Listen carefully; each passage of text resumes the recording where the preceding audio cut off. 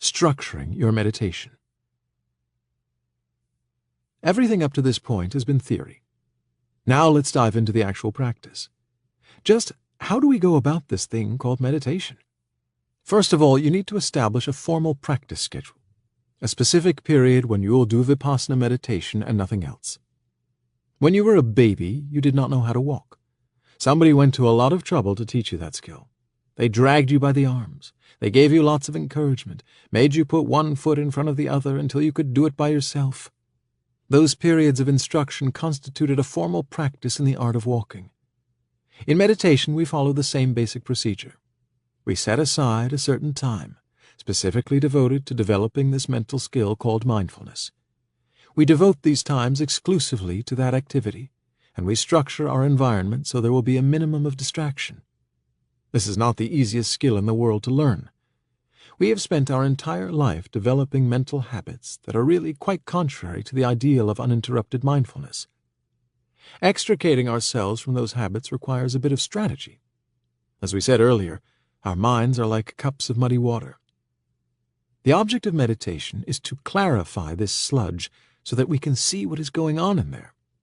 The best way to do that is just let it sit. Give it enough time and it will settle down. You wind up with clear water. In meditation, we set aside a specific time for this clarifying process. When viewed from the outside, it looks utterly useless. We sit there apparently as productive as a stone gargoyle. Inside, however, quite a bit is happening. The mental soup settles down, and we are left with a clarity of mind that prepares us to cope with the upcoming events of our lives. That does not mean that we have to do anything to force this settling. It is a natural process that happens by itself. The very act of sitting still and being mindful causes this settling. In fact, any effort on our part to force this settling is counterproductive. That is repression, and it does not work. Try to force things out of the mind and you merely add energy to them. You may succeed temporarily, but in the long run you will only have made them stronger. They will hide in the unconscious until you are not watching. Then they will leap out and leave you helpless to fight them off. The best way to clarify the mental fluid is to just let it settle all by itself. Don't add any energy to the situation. Just mindfully watch the mud swirl without any involvement in the process. Then, when it settles at last, it will stay settled. We exert energy in meditation, but not force. Our only effort is gentle, patient mindfulness. The meditation period is like a cross-section of your whole day. Everything that happens to you is stored away in the mind in some form, mental or emotional. During normal activity, you get so caught up in the press of events that the basic issues with which you're dealing are seldom thoroughly handled. They become buried in the unconscious, where they seethe and foam and fester. Then you wonder where all that tension came from. All of this material comes forth in one form or another during your meditation. You get a chance to look at it, see it for what it is, and let it go.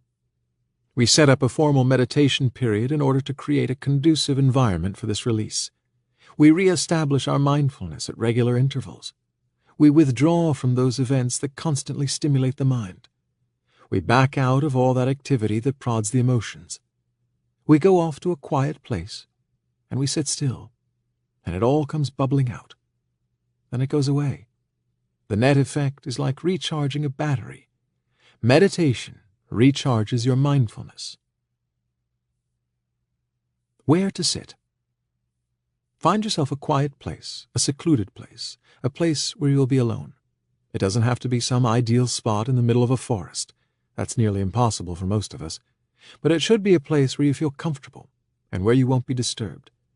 It should also be a place where you won't feel on display. You want all of your attention free for meditation, not wasted on worries about how you look to others. Try to pick a spot that is as quiet as possible. It doesn't have to be a soundproof room, but there are certain noises that are highly distracting, and they should be avoided. Music and talking are about the worst. The mind tends to be sucked in by these sounds in an uncontrollable manner, and there goes your concentration. There are certain traditional aids that you can employ to set the proper mood. A darkened room with a candle is nice. Incense is nice. A little bell to start and end your sessions is nice. These are paraphernalia, though. They provide encouragement to some people, but they are by no means essential to the practice. You'll probably find it helpful to sit in the same place each time. A special spot reserved for meditation and nothing else is an aid for most people. You soon come to associate that spot with the tranquility of deep concentration, and that association helps you to reach deep states more quickly. The main thing is to sit in a place that you feel is conducive to your own practice. That requires a bit of experimentation. Try several spots until you find one where you feel comfortable. You only need to find a place where you don't feel self-conscious and where you can meditate without undue distraction. Many people find it helpful and supportive to sit with a group of other meditators. The discipline of regular practice is essential, and most people find it easier to sit regularly if they are bolstered by a commitment to a group sitting schedule. You've given your word, and you know you are expected to keep it. Thus, the "I'm too busy" syndrome is cleverly skirted. You may be able to locate a group of practicing meditators in your own area. It doesn't matter if they practice a different form of meditation, so long as it's one of the silent forms. On the other hand, you also should try to be self-sufficient in your practice. Don't rely on the presence of a group as your sole motivation to sit. Properly done, sitting is a pleasure. Use the group as an aid, not a crutch. When to sit. The most important rule here is, when it comes to sitting, the description of Buddhism as the middle way applies. Don't overdo it. Don't underdo it. This doesn't mean you just sit whenever the whim strikes you. It means you set up a practice schedule and keep to it with a gentle, patient tenacity. Setting up a schedule acts as an encouragement. If, however, you find that your schedule has ceased to be an encouragement and becomes a burden, then something is wrong. Meditation is not a duty or an obligation. Meditation is a psychological activity. You will be dealing with the raw stuff of feelings and emotions. Consequently, it is an activity that is very sensitive to the attitude with which you approach each session. What you expect is what you are most likely to get.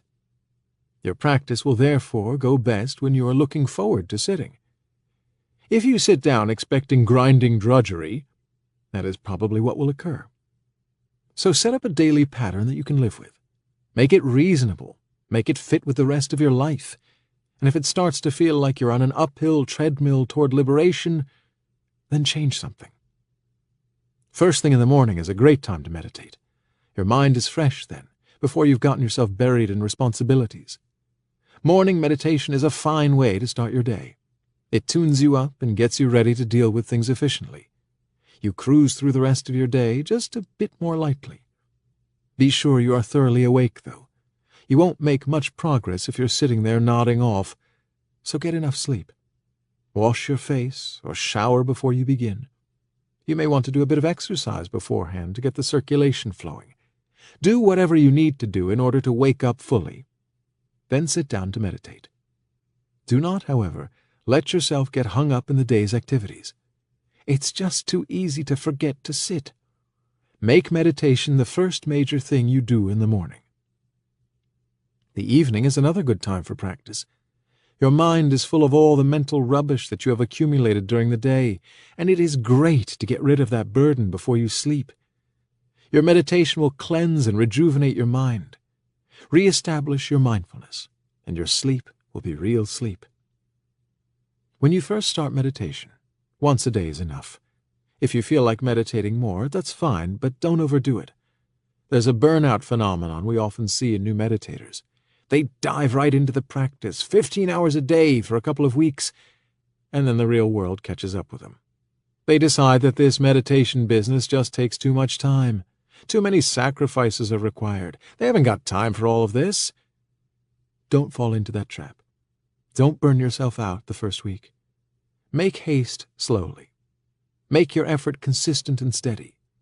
Give yourself time to incorporate the meditation practice into your life and let your practice grow gradually and gently. As your interest in meditation grows, you'll find yourself making more room in your schedule for practice. It's a spontaneous phenomenon, and it happens pretty much by itself, no force necessary. Seasoned meditators manage 3 or 4 hours of practice a day. They live ordinary lives in the day-to-day world, and they still squeeze it all in. And they enjoy it. It comes naturally. How long to sit? A similar rule applies here. Sit as long as you can, but don't overdo it. Most beginners start with 20 or 30 minutes. Initially, it's difficult to sit longer than that with profit. The posture is unfamiliar to Westerners, and it takes a bit of time for the body to adjust. The mental skills are equally unfamiliar, and that adjustment takes time too. As you grow accustomed to the procedure, you can extend your meditation little by little.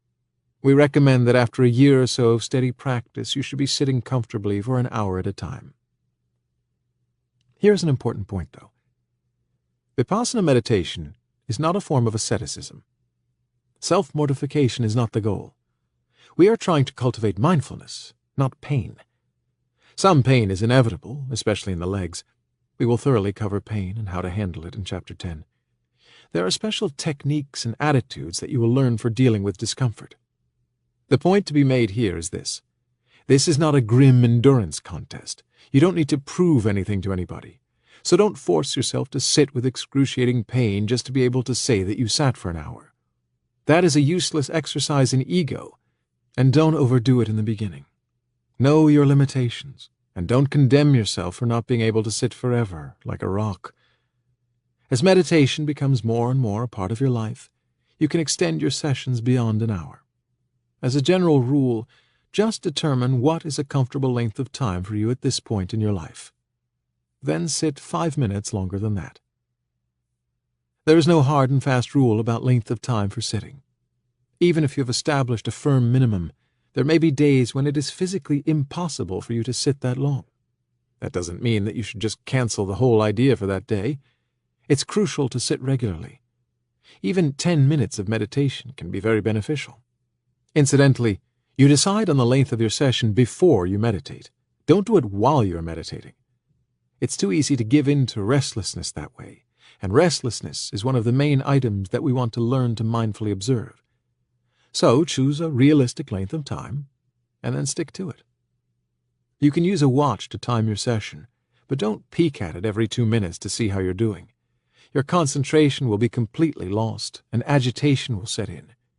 You'll find yourself hoping to get up before the session is over. That's not meditation. That's clock watching. Don't look at the clock until you think the whole meditation period has passed. Actually, you don't need to consult the clock at all, at least not every time you meditate. In general, you should be sitting for as long as you want to sit. There is no magic length of time. It is best, however, to set yourself a minimum length of time.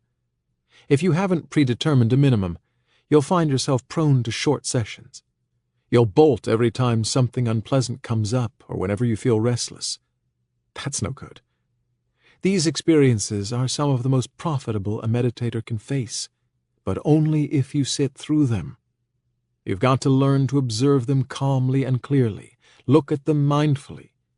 When you've done that enough times, they lose their hold on you. You see them for what they are, just impulses, arising and passing away, just part of the passing show. Their life smooths out beautifully as a consequence. Discipline is a difficult word for most of us. It conjures up images of somebody standing over you with a stick, telling you that you're wrong. But self-discipline is different. It's the skill of seeing through the hollow shouting of your own impulses and piercing their secret. They have no power over you. It's all a show, a deception. Your urges scream and bluster at you. They cajole, they coax, they threaten, but they really carry no stick at all. You give in out of habit. You give in because you never really bother to look beyond the threat. It's all empty back there. There's only one way to learn this lesson, though. The words on this page won't do it. But look within and watch the stuff coming up. Restlessness, anxiety, impatience, pain. Just watch it come up and don't get involved. Much to your surprise, it will simply go away. It rises, it passes away. As simple as that. There's another word for self-discipline. It is patience.